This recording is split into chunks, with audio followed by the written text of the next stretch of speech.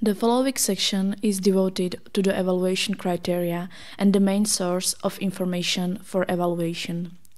Within the substantive evaluation of the financial side are usually evaluated by the following criteria: adequacy and consistency of the budget with the contents and scope of the project, funding of the project, and cost-benefit analysis.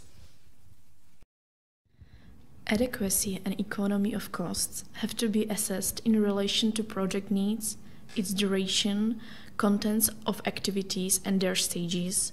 Emphasis should be given also on planned outcomes, outputs, and likewise on objectives in the area of sustainability. All costs must comply with the 3E rule, so they must be incurred in accordance to economy, efficiency, and effectiveness. Otherwise, the evaluator formulates a reservation and proposes budget cuts. Adequacy and substantive accuracy must be assessed for individual items of the project budget as well as for the budget as a whole. The next important criteria is budgetary clarity. Clarity of breakdown of costs into items and groups and a degree of their concretization in the grant application.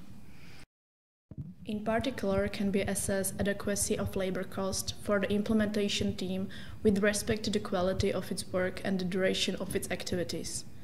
Usability and legitimacy of parameters of procured goods, services, or construction work. Appropriateness of leased premises to the needs of the project.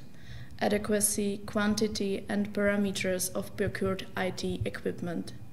Proportionality of individual budgetary chapters within the budget, and then complies with the price usual in the place and time, and the price is set by a procedure recommended by the managing authority in the rules for applicants and beneficiaries or in the call. As a part of the evaluation criteria for the founding of the project budget is assessed from the perspective of general condition for expenditure eligibility, namely substantive, local, and temporal eligibility of expenditure in the budget. In case when the grant application includes ineligible expenditure, the evaluator must propose its removal from the budget. If ineligible expenditure may not be removed from the budget, the grant application may not be recommended for support. If method of securing co-funding is optional, the applicant's ability to meet commitment of co-funding is also assessed. Cost-benefit analysis defines the social-economic effects of the planned project.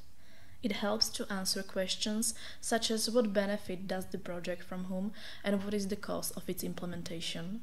Cost-benefit analysis identifies group of all participants affected by the project directly or indirectly. At the same time, it quantifies not only all financial costs and revenues, but also significant and in advance estimable indirect positive and negative effects. Cost-benefit analysis allows to take into account interventions which are not profitable or financially lucrative, but have a non-financial, for example, social benefit. Cost-benefit analysis expands the usual financial evaluation of a project by all socio-economic impacts of the project. An application from cost-benefit analysis evaluation is part of MS 214+. An exception is cost-benefit analysis for a major project which is proceeded outside the system.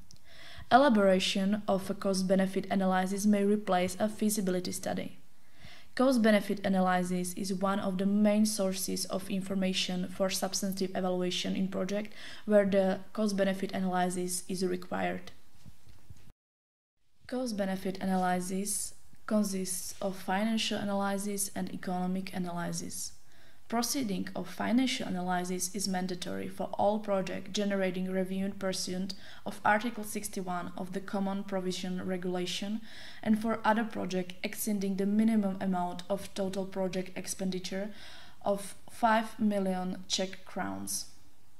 Both financial and economic analysis are mandatory for projects exceeding the minimum financial amount of total project expenditure of 100 million Czech crowns.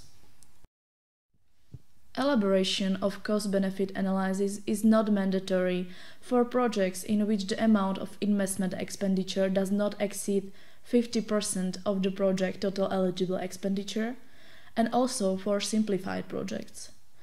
Cost-benefit analysis is not resubmitted for the evaluation of the second and other stages of a major project whose first stage was successfully completed in the previous programming period. Next tool, which is a part of substantive evaluation, is risk analysis. It is mandatory only if the call says so. Evaluators carry out a risk analysis in accordance with predefined criteria in MS 240+. The aim of a risk analysis is to assess risks that may be associated with the project implementation. Projects exceeding the set risk limit have to be inspected by the managing authorities or entities authorized by it. In case of violation of condition set by the call based on ex-ante inspection, there is a possibility of excluding the project from the approval process.